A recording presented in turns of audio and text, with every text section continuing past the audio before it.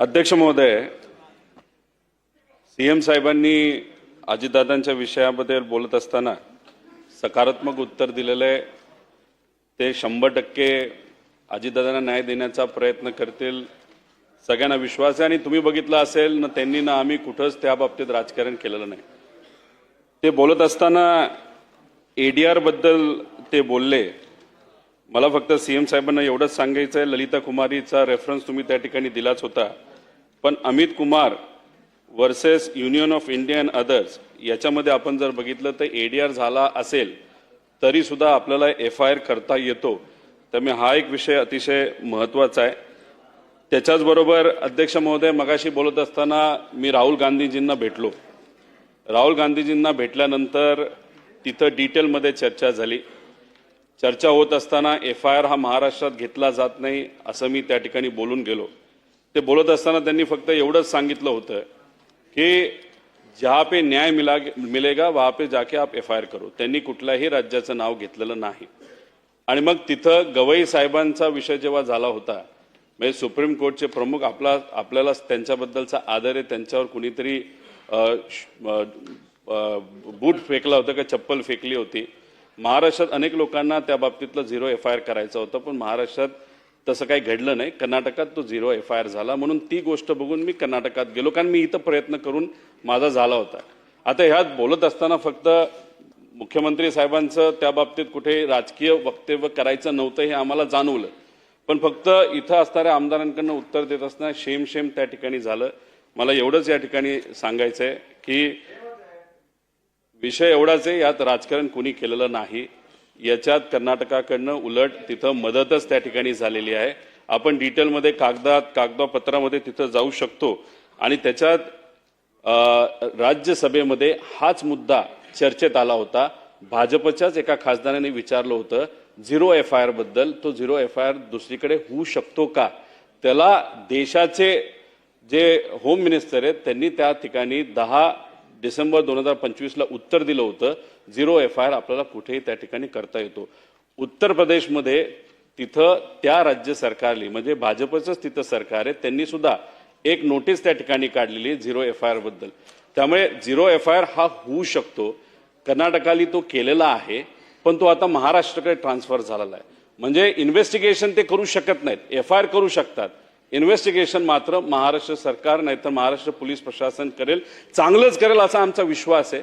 फक्त कुठेही त्या ठिकाणी कन्फ्युजन नसावं एवढीच विनंती या ठिकाणी आमच्या सगळ्यांची। आणि फक्त सीएम साहेब, अजून एक आपण म्हणालात की आपण अमित शाह साहेबांबरोबर तुमची चर्चा झाली, मी तुम्हाला जे पत्र दिलं होतं तेही तुम्ही त्यांना दिलं, त्यासाठी मी आधी आभार व्यक्त केलेत, आता सुद्धा आभार व्यक्त करतो। फक्त आपण बोलत असताना तिथं कुठेतरी सीबीआय बद्दल सुद्धा तुम्ही म्हणाला की एक रिपोर्ट येऊ द्या आणि मग आपण त्याबद्दल करू। पण काय होतंय, एआयबीचा जर आपण इतिहास बघितला तो 2 वर्ष 3 वर्ष रिपोर्टच येत नाहीत, फायनल रिपोर्ट। आणि त्याच्यासाठी जर आपण सीबीआय इन्क्वायरी थांबवणार असू, नाहीतर सीआयडी पण म्हणते एआयबीचा रिपोर्ट येऊ द्या, एआयबीचा आजपर्यंत कधीच तिथं रिपोर्ट हा वेळेवर आलेला नाही। त्यामुळे एकतर तुम्ही थोडासा पुढाकार घेऊन तुम्ही घेऊ शकता, तर सीबीआय इन्क्वायरी लगेचच आपल्या रिपोर्टवर नाहीतर आपण सांगण्यावरनं ती सुरू त्या ठिकाणी होईल, कारण ती क्रिमिनल इन्व्हेस्टिगेशन आहे। एफआयआर हा कर्नाटकाकडनं आलाय, तो स्वीकारावा असं या ठिकाणी विनंती करतो।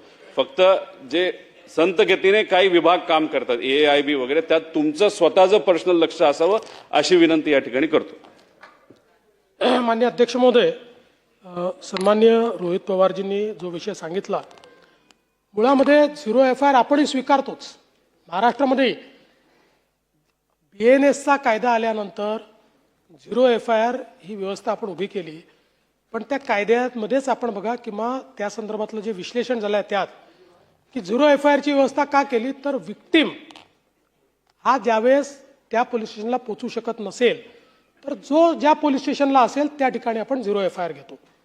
दुसरं, आपण जे अमित कुमार यांच्या केसचं सांगितलं, मुळामध्ये तो प्रश्नच नाही आहे। प्रश्न एवढाच आहे की एफआयआर करा किंवा एडीआर करा, चौकशी तीच होणार आहे। या संदर्भात चौकशीचं निष्पन्न जे आहे ते आरोपपत्रात दाखल होतं आणि आरोपपत्र महत्वाचं असतं। त्यामुळे आता समजा कर्नाटकाने आपल्याला तो पाठवला असेल, आला असेल आपल्याकडे, आपण एडीआरलाच तो अटॅच होईल आणि त्याची काही स्वतंत्र चौकशी नसते. एडीआरची आणि त्याची चौकशी एकच आहे, वेगळी चौकशी नाही आहे. कारण मी सांगितलं, म्हणजे मी पण लॉयर आहे, हेही लॉयर आहेत, म्हणून मी आपण करायचं असाल मला माहित नाही, पण to set law in motion हाच विषय याच्यामध्ये असतो. तो सेट लॉ इन मोशन एडीआरनी झालाय. तथापि आम्हाला काही अडचण नाही. तो कर्नाटकने पाठवला असेल तर तोही सीआयडीकडे आम्ही वर्ग करू आणि त्या संदर्भात ही चौकशी आम्ही पूर्ण करू. अध्यक्ष महोदय, आम्ही जाणारच आहोत. मी पुढच्या आठवड्यामध्ये माननीय गृहमंत्र्यांची वेळ घेणार आहे आणि त्यावेळेस त्यांच्या पाठीमागे लागून हे जे काही बाकी विषय मांडलेले आहेत ते क्लिअर करून घेऊ. चला.